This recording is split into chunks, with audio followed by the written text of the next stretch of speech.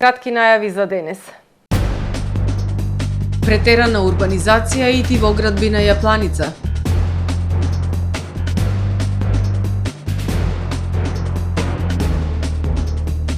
Координирани акции за сузбивање на нелегална сеча на дрва.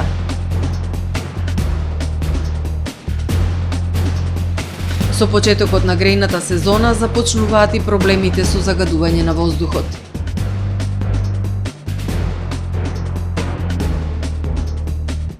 Савара Охрид во 3 сервиси за коли одзеде 6 возила поради фалсификат.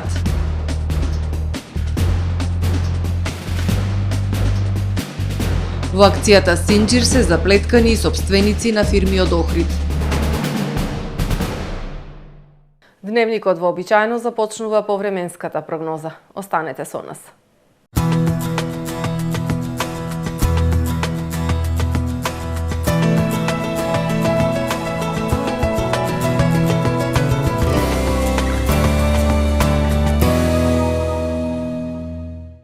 Во Охрид денес по свежото утро во текот на денот имавме сончево и топло време со максимална дневна температура од 19 степени Целзиусови.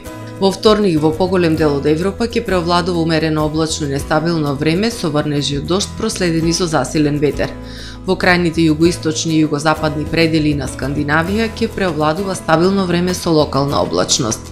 На Балканскиот полуостров утре ќе преовладува умерено облачно и нестабилно време со врнежи од дожд. Ветровито и посвежо со пад на дневните температури. Локално во јужните и источните предели претежно сончево време со локална облачност. Максималните дневни температури ќе се движат од 17 до 25 степени. Во Македонија во вторник по свежото утро во текот на денот ќе преовладува претежно сончево време со појава на локална облачност. Ветровито и релативно топло време. Минималните температури од 1 до 9 степени, додека пак максималните дневни температури во Македонија утре ќе достигнат до 16, односно до 25 степени. Во Охрид во вторник ќе преовладува претежно сончево и топло време со појава на локална облачност. Минималната температура од 7 степени, додека пак дневната ќе достигне до 20 степени. Во Охрид во среда и четврток умерено облачно време со сончеви периоди, ветровито и релативно топло со дневна температура до 20, односно до 17 степени. Во петок умерено облачно време со сончеви периоди, попладне и навечер нестабилно со врнежи од дожд. Утринската температура од 8 степени, додека пак дневната ќе достигне до 21 степен.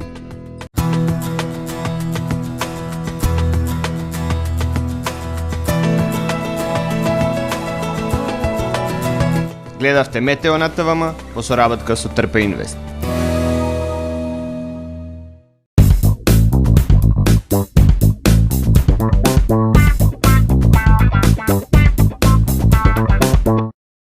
Тамаро е 25 години охридски водечки лидер и препознатлив бренд.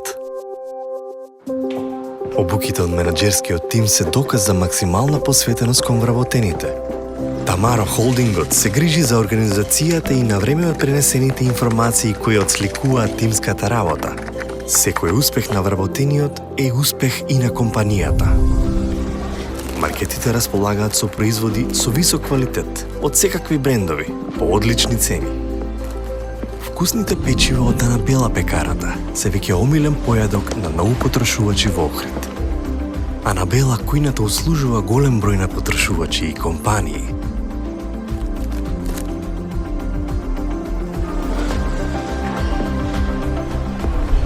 Рибарата е секогаш снабдена со најразлични видови на риба и морски плодови. А месарниците располагаат со свежо месо и местни производи во секое време. Уживајте во својот охридски домаќин. Тамаро, повеќе од маркет. Правни субјекти, исполнете ги вашите законски обврски од областа на безбедноста и здравје при работа со наша помош. Превентива инженеринг село Оровник. Вршиме прегледи и испитувања на работната средина и опрема, мерење на заштитното заземјување на електричната инсталација во објектот, обука за безбедност и здравје при работа на вработените лица, испитување на физичките штетности, микроклимата и осветленоста во работните простории. Изготвуваме изјава за безбедност согласно Законот за безбедност и здравје при работа. Единствени сме во регионот. Брзо, точно, навремено и по најниски цени. Превентива инженеринг, село Оровник. Добре дојдовте во светот на Кармен Бау Центар. Во беспрекорно уреден продажен простор, купувањето во еден Бау Центар никогаш не било попријатно. Со гордост ви го представуваме нашиот шоурум Мараци, со најголем избор на плочки од мараци и санитарија од светски познатите брендови Грое, Колпасан, Идеал Стандард, Рока, Унитас. На располагање ви е нашиот архитект, кој ќе ви помогне во осмислување на вашиот проект. Располагаме со најбогатата палета на ламинат во државава. Одберете од 100 различни дизајни на Swiss Chrono. Покрај стандардниот избор на фасадните системи Knauf и Бекамент, ви нудиме богат избор на професионален алат на реномираните производители Bosch и DeWalt. Кармен Бау Центар на улица Железничка.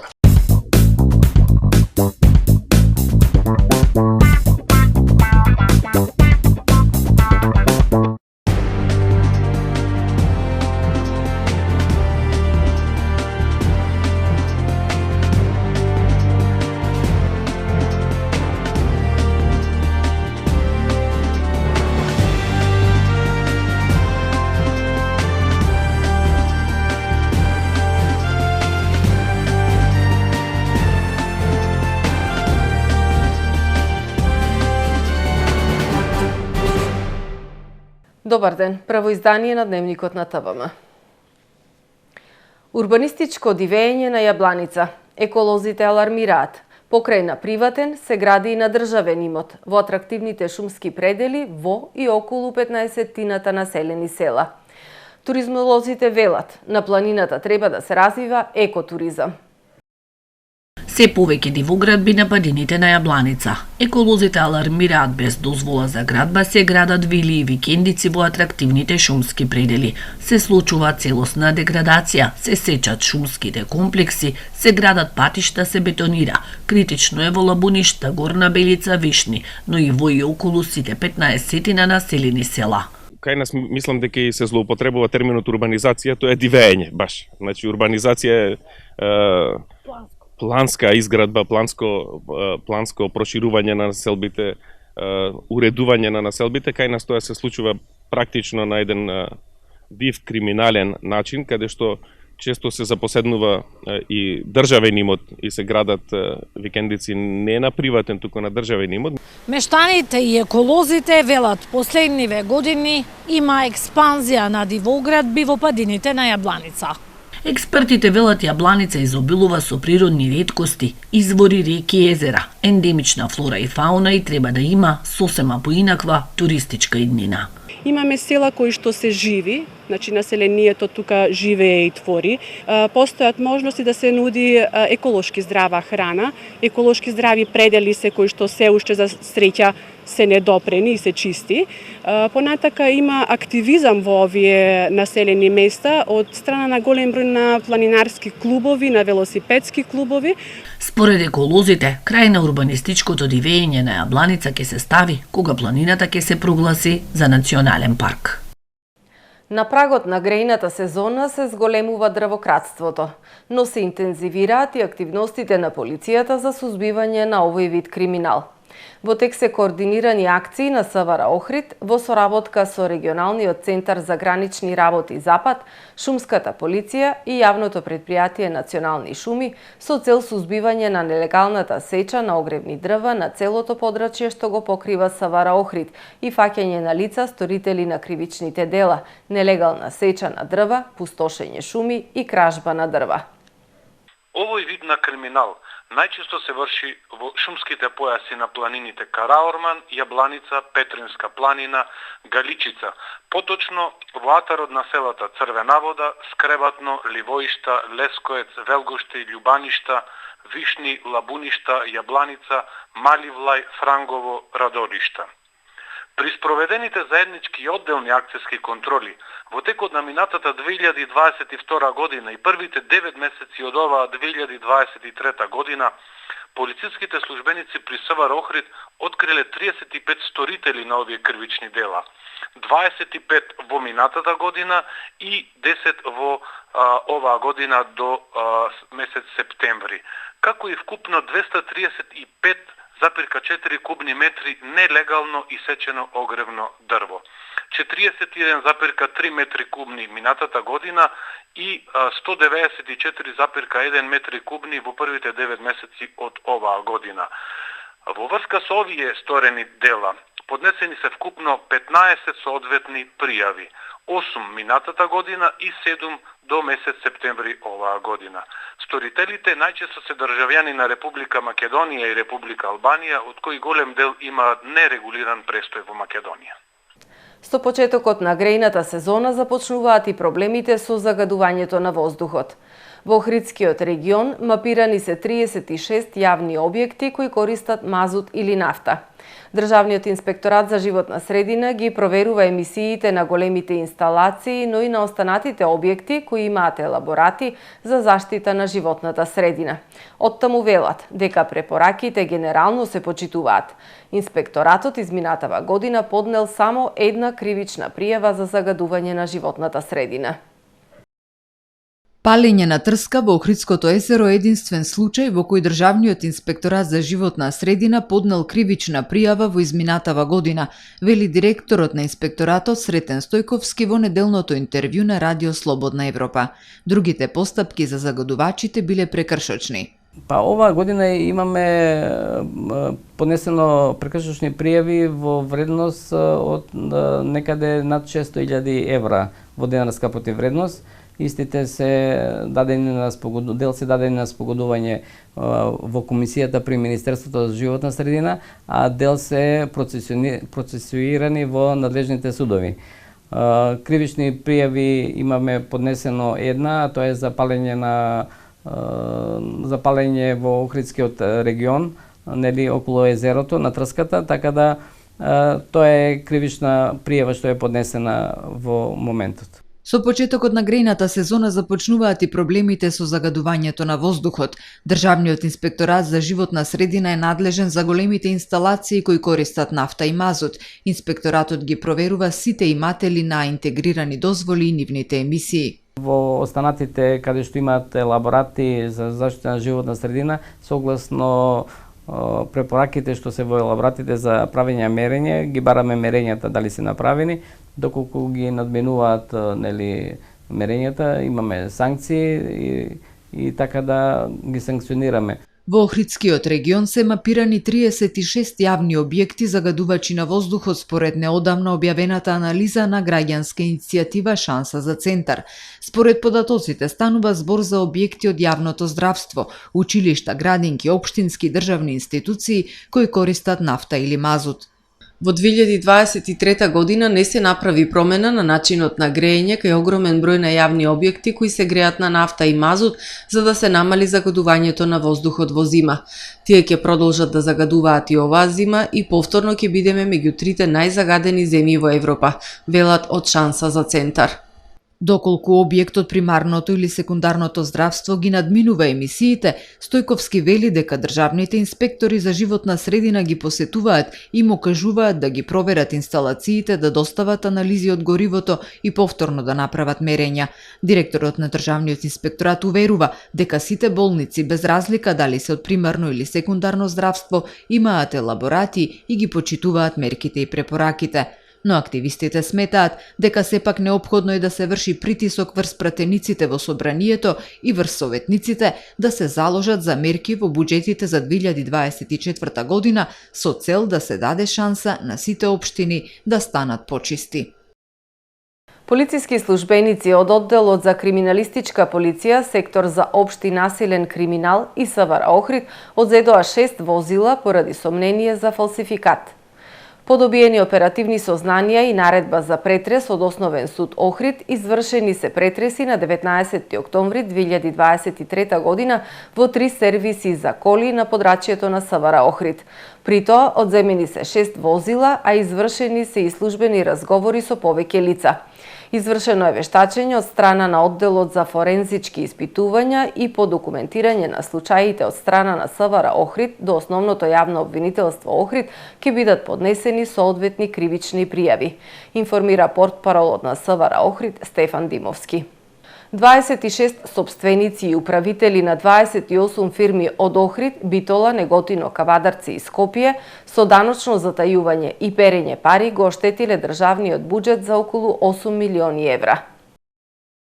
Основното јавно обвинителство за гонење на организиран криминал и корупција донесе наредба за спроведување на истражна постапка против 26 сопственици и управители на 28 правни лица за кои постои основано сомневање дека сториле кривични дела, злосторничко здружување, даночно затојување и перење пари. Во акција под кодно име Синџир од утрово се приведени 20 осомничени лица од Охрид, Битола, Неготино, Кавадарци и Скопје, додека 6 лица се недостапни на органите на прогонот, информира од обвинителството. Осомничените од криминалната група која според прибраниот доказен материјал била формирана во 2019 година со сите противправно преземени дејствија во име и за сметка на кривично одговорните правни лица во нивна сопственост и управување, не пресметале и не платиле данок, давачка на која биле законски обврзани. На овој начин со намера за себе да се стекна со противправна имотна корист, осомничените предизвикале штета на буџетот на Македонија во вкупен износ од 7.980.627 евра.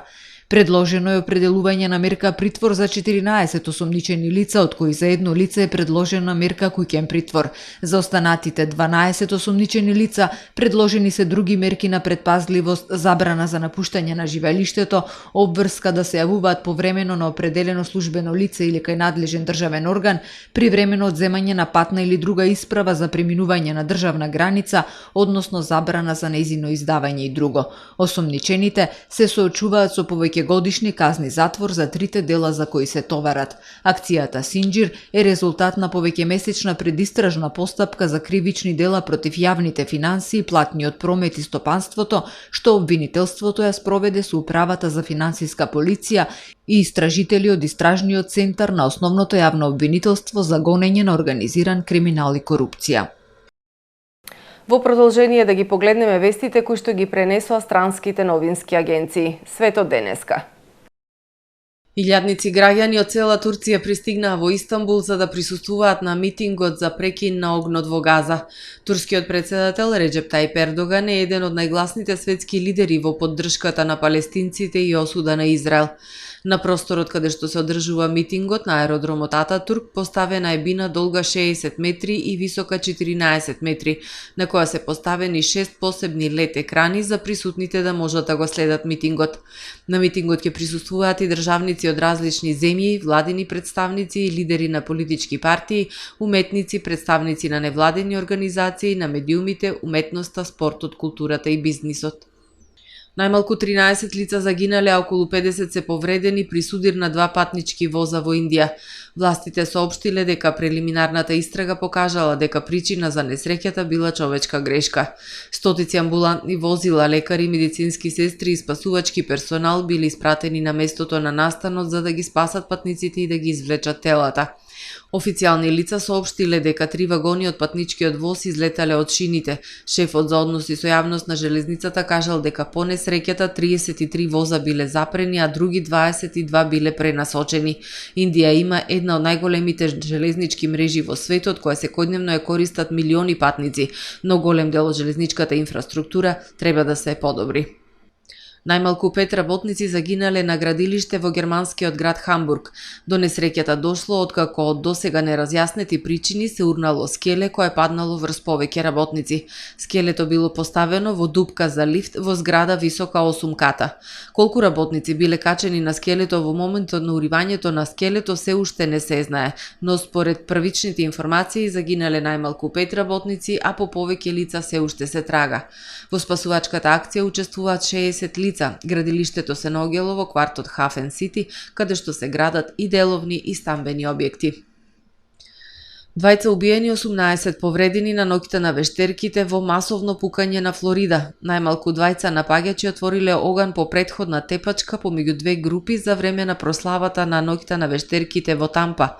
Полицијата уапсила еден од напаѓачите, 22 годишен маж, со обвинение за убиство од втор степен со огнено оружје. Повредените биле пренесени во околните болници.